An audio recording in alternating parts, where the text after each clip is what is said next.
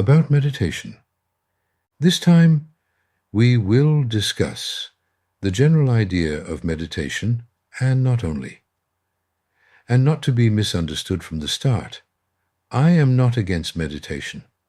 But meditation is not taking a nap, and consider yourself meditating. You will tell me that this does not happen to you, but to others. I refer to them, and only to them. I don't dare to speak about what you are doing.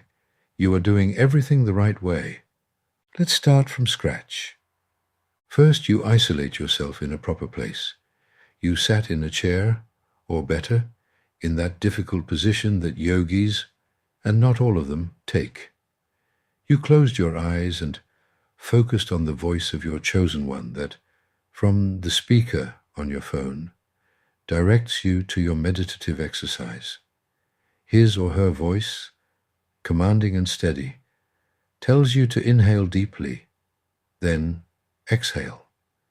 When he thinks you've got it, he stops and begins with words to help you walk down the paths of the inner self or the paths of the higher self, depending on the level you have reached. Time passes, and a few minutes later, her voice brings you back to the here and now, and bids you farewell, after wishing you a good rest of your day. Of course, many of you do all the above by yourself, and you are doing well, since the result is that you feel better.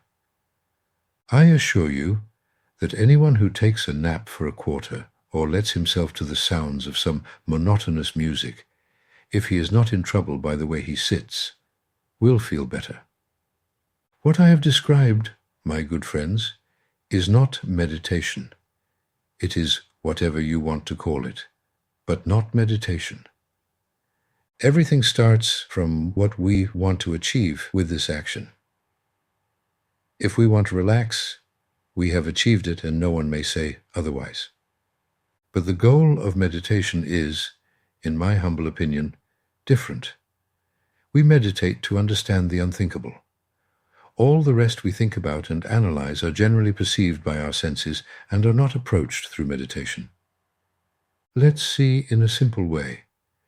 Besides, I am not in a position to describe it to you better, since I am not an expert, the functioning of our brain. What we call the mind is essentially a network of neurons that house the synapses of the brain. I copy from a medicine manuscript.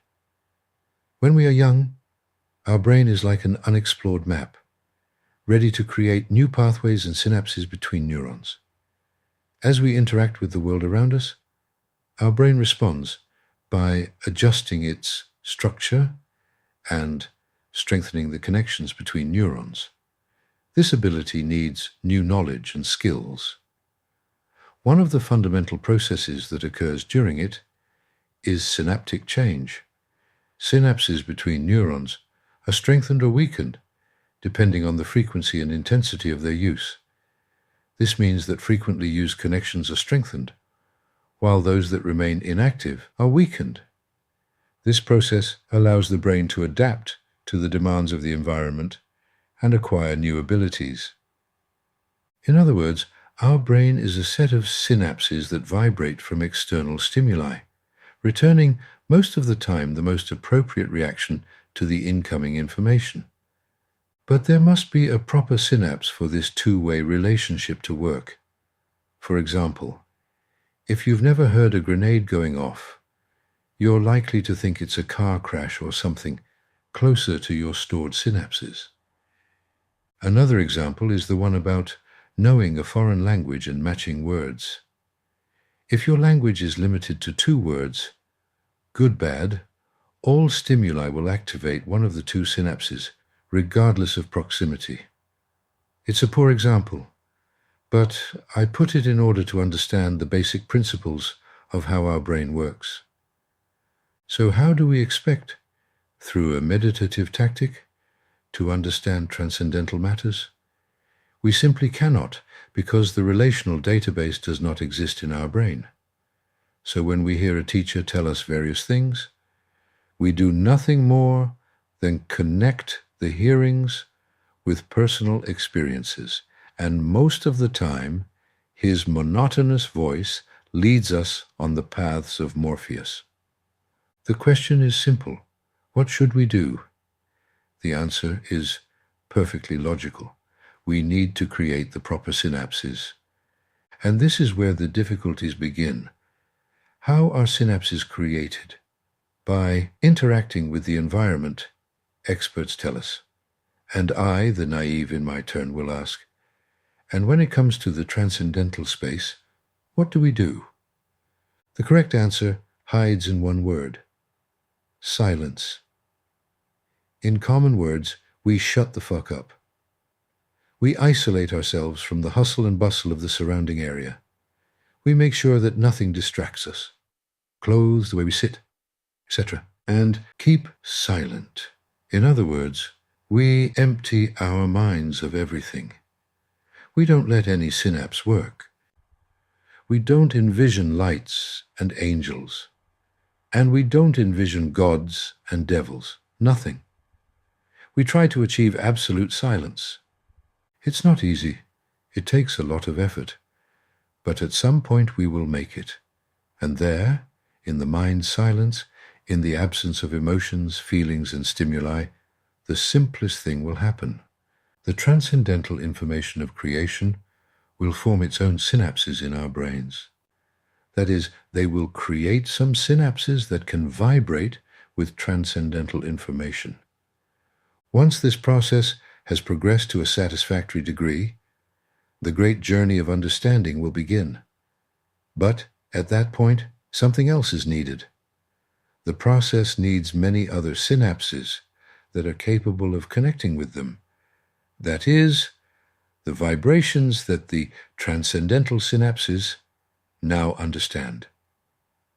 That is, the part of our brain that vibrates with transcendence needs to communicate with what is closer to them in the real world. So, it is understood that knowledge is needed. When there is no data in the field of science, how do we expect to understand big ideas? We study, we think, we create synapses, and we become silent. We create new synapses, and when we coordinate these two functions, then and only then can the truths of the beginning be revealed to us. This happens to all of us, just without effect to those who are not properly prepared, because at some point we achieve silence, even unconsciously. There are some who have achieved this to a very great extent. They know the truths. They are the ones who are recognized as masters. Most of them try to stimulate our minds. Unfortunately, most of the time, they stimulate other centers, usually that of the heart. But this is how zealots of the truth are created, and not free people.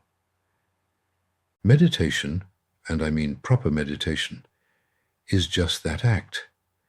The original creation of the transcendental synapses, that is the storage in our brain of the information of creation, and through them, the vibration of the synapses that make us human.